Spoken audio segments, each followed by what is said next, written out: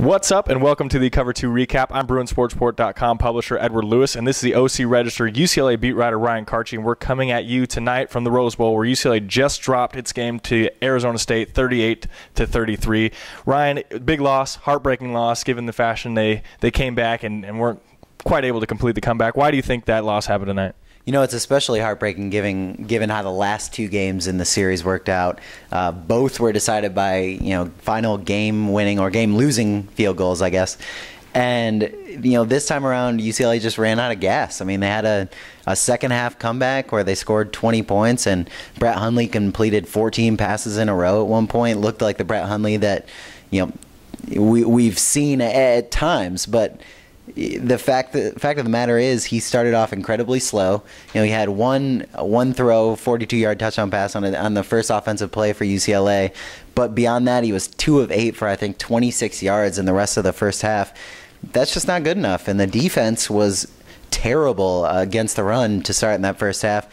I think they gave up over 200 yards rushing, 84 to Arizona State quarterback Taylor Kelly. That was near a season high for him. He had more carries in the first half than he had in any full game all season. So, UCLA bounced back in the second, but it was just kind of too little too late. And at this point, when you're in a game with so much on the line, when you're going up against a team that it has the Pac-12 title within its grasp, or the South Division title within its grasp, you have to really come to play, and they just, it took too long to get started. My two big takeaways, and it's probably a little less simple than this, but my two were Brett Hundley and Myles Jack. First and foremost, Brett Hundley, I know his offensive line was very bad tonight. I get it, but this is a guy that's supposed to be a Heisman Trophy candidate, a guy that's supposed to be a top 10 NFL draft pick, and maybe a guy that's supposed to be a number 1 overall draft pick sometime in his future.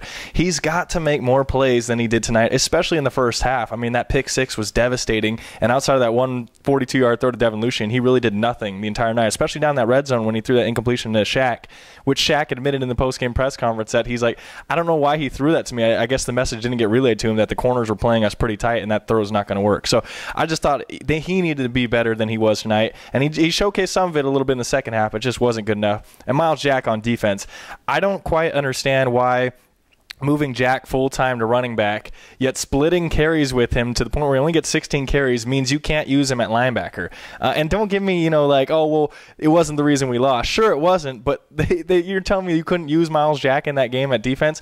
I didn't really buy that whole thing. I don't know why you would take him off defense to only get him 3 more carries on offense. Now, I'm one of those guys who thought he belonged at running back, but if you're only going to get him 16 carries versus 13 carries, why not just play him at both? So where does UCLA go from here? They got USC now and a bowl game, but it just all feels kind of for naught now that they can't play for the Pac-12. But where do you think they go from here? Next week, it'll be interesting to see how they come out for this game. Obviously, there's a lot of emotions on the line. It's a crosstown rivalry, that sort of thing. But like you said, there's not really anything on the line other than pride at this point. I mean, they're looking at either a Sun Bowl or Las Vegas Bowl, and none of those really inspire much, excitement in a fan base or in a team.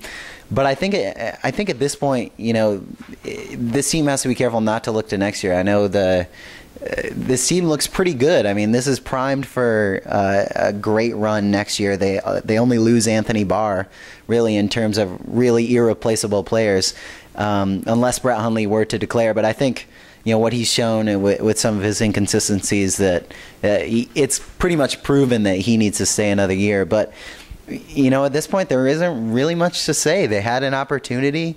They gave up 9 sacks. Their defense played terrible in the first half. Brett Hundley wasn't good enough when he needed to be, and Myles Jack probably wasn't used enough. And I think Jim Morris said after the game, those are all what ifs and could have beens. But at that point, that's all UCLA is really left with at this point.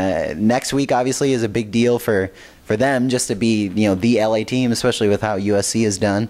But I think it might be more important for USC at this point. I mean, Ed Orgeron is trying to win his job, and if he beats UCLA, I think that pretty much wraps it up for him.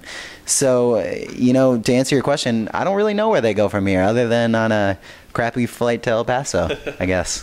Well, that'll do it for us here at the Rose Bowl. I'm Edward Lewis. You can follow me on Twitter at EdwardLewisBSR. He's Ryan Karchi. You can follow him on Twitter at Ryan_Karchi. You can read all of his stuff at OCRegister.com. You can continue to read all of my stuff at BruinSportsReport.com. Until the next time, thanks for tuning in to the Cover 2 Recap.